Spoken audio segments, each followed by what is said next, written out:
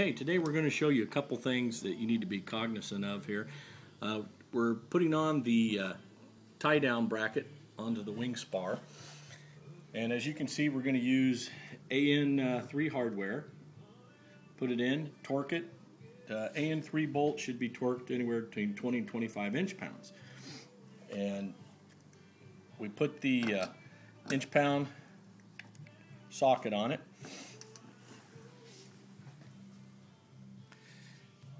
And as you can see, when we test it, we've already torqued it, and it's right at 25 inch-pounds. The problem here is the proper procedure is not to torque it from this side, from the head of the bolt, but rather from the nut. And also, if you're using a nut, you want to add a small percentage to it here.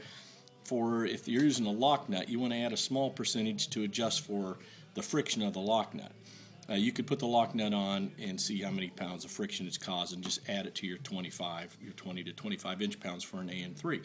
So again, what you want to do is put your torque on the nut side and not the head side.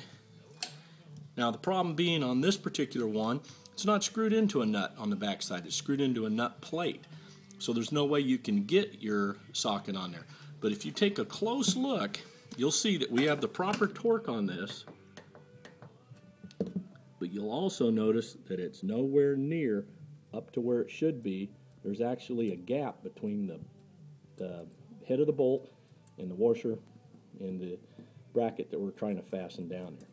So again, be careful if you're torquing from the front, the head of the bolt.